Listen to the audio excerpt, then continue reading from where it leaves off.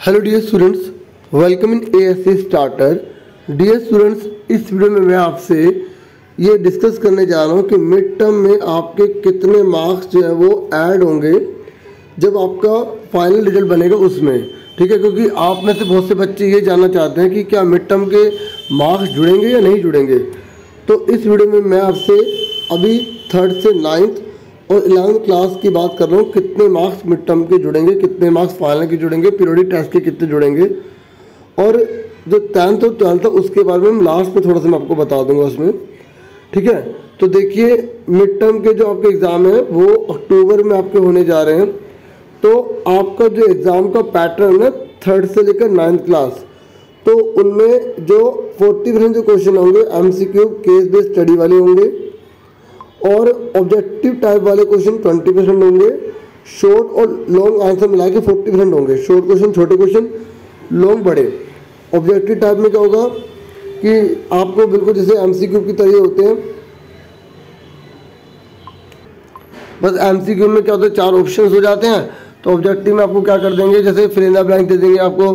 ठीक है, right wrong आपको करना होगा, मैचिंग करनी होगी, इस तरीके से आपको उसमें क्वेश्चन दे दिए जाएंगे। आप पेपर का पैटर्न भी देख सकते हैं, 3rd से लेकर 8th क्लास उनके सैम्पल पेपर भी इशू हो गए हैं। ठीक है, तो और 9th क्लास को भी अभी सैम्पल पेपर आने वाले, तो उनको भी मैं बता दूंगा अभी बाद में। ठीक है, 11th क्लास को देखो जो MCQ जो केस बेस्ड स्टडी के हैं वो 30% है, ऑब्जेक्टिव वाले उनके 20 है, और शॉर्ट और लॉन्ग उनके ज़्यादा रहेंगे, 50% रहेंगे। ठीक है, अब कितने मार्क्स आपके लगेंगे मैं आपको बता दूँ। देखिए, अगर 3rd से 8th की बात करूँ तो जो पीरियोडिक टेस्ट है ना, फर्स्ट टर्म में जो है, फर्स्ट टर्म 5 नंबर के आपके पीरियोडिक टेस्ट हो रहे हैं। मल्टीपल असेसमेंट जो आपके होंगे वो 5 नंबर के होंगे। आपसे स्कूल में पोर्टफोलियो बना देगा, उसके 5 नंबर होंगे।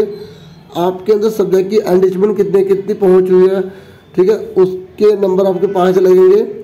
मिड टर्म का जो आपका एग्ज़ाम होगा ना बच्चों, जो मैं 6ठी से 8वीं के बच्चों की बात कर रहा हूँ, वो 30 नंबर का है। ऐसे सेकेंड टर्म का रहने वाला है। ठीक है, समझ में आ गई। मिड टर्म के पेपर के मार्क्स आपके 30 में से मिलेंगे। पेपर तो आपके जैसे 60 का आएगा, लेकिन बाद में वो 30 में कन्वर्ट हो जाएंगे। ठीक है, 2.5 घंटे का पेपर रहेगा आपका। ठीक है, और बाकी अब हम पढ़ लेते हैं 9th के बारे में। ये असेसमेंट वगैरह जो पोर्टफोलियो, इसके बारे में तो हम देख लेंगे, बाद में आपको और बता दूंगा। ठीक है, अभी जो मेन बच्चे जानना चाहते हैं, ठीक है, वो मैं आपको बता दूँ। और ये ग्रेडिंग सिस्टम है, किसके कितने परसेंटेज बनेगी उसको उतनी ग्रेड मिलती है। ठीक है, अब 9th वाले बच्चे सुन लो। देखो बच्चों, 9th में जो आप हो ना, तो ये तो आपको सब्जेक्ट वगैरह आपको पता है कौन कौन से होते हैं, उसके बारे में डिस्कस नहीं करेंगे, सीधा मेन टॉपिक पर आ दो। कितने मार्क्स आपके लगेंगे। देखो, जो पीरियोडिक टेस्ट होगा उसके 5 मार्क्स लगेंगे आपके, जो असेसमेंट हो रहे हैं आपके वो 5 मार्क्स लगेंगे, पोर्टफोलियो के 5 मार्क्स हैं, सब्जेक्ट एनरिचमेंट के आपके 5 मार्क्स हैं, और मिड टर्म आपके 30 मार्क्स का। जैसे 60 नंबर का पेपर आएगा तो 30 में से आपको उसमें कन्वर्ट करके उतने नंबर मिलेंगे। ठीक है, तो एनुअल एग्ज़ाम आपका 50 नंबर का रहेगा। इस तरीके से आपका ये जो है ना सारा थ्योरी, ये जो 80 हो गया, और ये बाकी जो 5-5 करके 20 असेसमेंट में जाए तो 100 नंबर का आपका हो जाएगा। समझ में आ गई।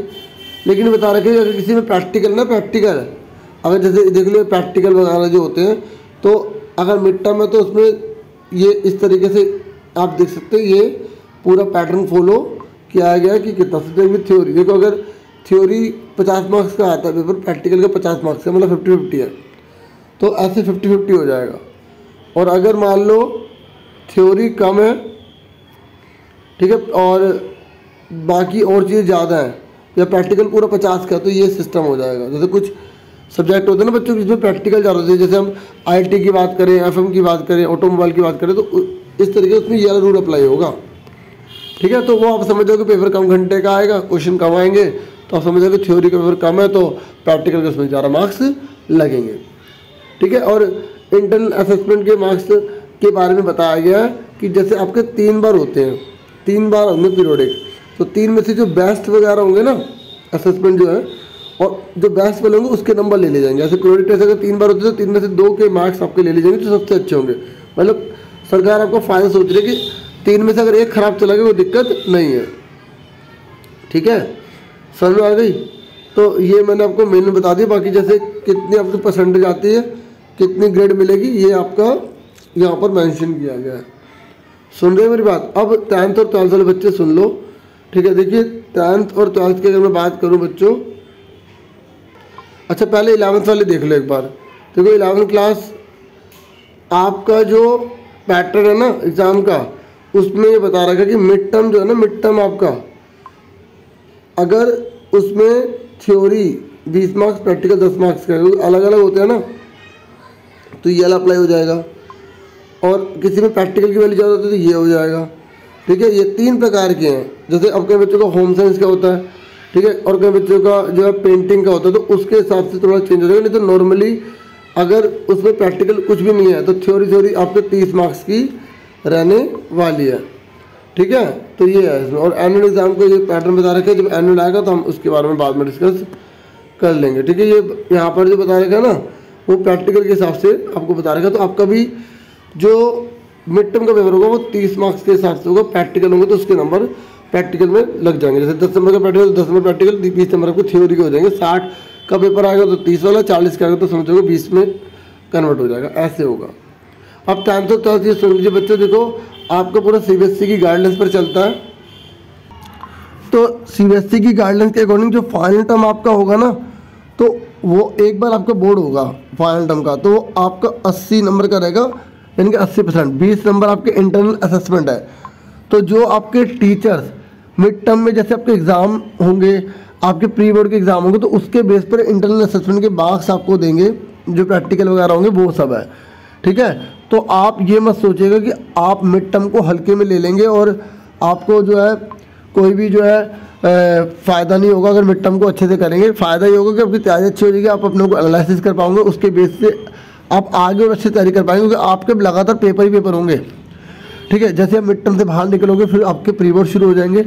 ठीक है, प्री बोर्ड के और आपके फिर असेसमेंट वगैरह पता नहीं क्या क्या होता रहेगा, उसके बाद फिर आपके बोर्ड। आप सुन रहे मेरी बात, तो आपको अच्छे से समझ में आ गया मैं आपको क्या बता रहा हूँ। ठीक है, तो बहुत से बच्चे इस बात को लेकर ही जानना चाहते थे स्कीम कि कैसे कैसे कितने कितने मार्क्स लगेंगे, मिड टर्म कितने का होगा, हम उसके हिसाब से तैयारी करें। तो आप बिल्कुल भी हल्के में मत लीजिएगा, चाहे कोई भी सब्जेक्ट हो।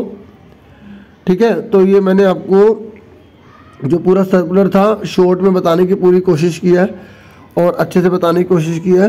ठीक है, बाकी स्कूल के रिगार्डिंग जो भी वीडियोस आती हैं मैं आपको जो इन्फॉर्म करता हूँ।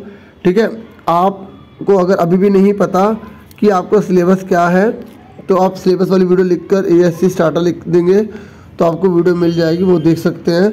ठीक है, और क्या क्या डिलीटेड है तो वो रेशनलाइज के नाम से है, तो बहुत सी चीज़ें डिलीट है ना अलग अलग टॉपिक में, तो रेशनलाइज सिलेबस लिख के ASC स्टार्टर लिख देना चैनल का नाम, तो आप आराम से वो वीडियोस जो है वो ढूंढ सकते हैं, कर सकते हैं, पता लगा सकते हैं। हालांकि मैंने बहुत सारे सब्जेक्ट की वीडियोस बना रखी, लेकिन पहले बना रखी थी, आपको ढूंढने में प्रॉब्लम हो सकती है, अलग अलग पता नहीं क्या टाइटल होंगे, उस जो भी आप कहीं और से भी कर सकते हैं, लेकिन आप बहुत मेहनत और ईमानदार से पढ़िए। बाकी स्कूल के रिगार्डिंग जो भी अपडेट होगा और सैम्पल पेपर वगैरह कुछ भी होंगे तो मैं आपको जरूर इन्फॉर्म कर दूंगा। और बाकी जो भी आपके कमेंट अप किया कीजिए। Thank you for watching, thank you, अपना पूरा ध्यान रखना, ऑल द बेस्ट।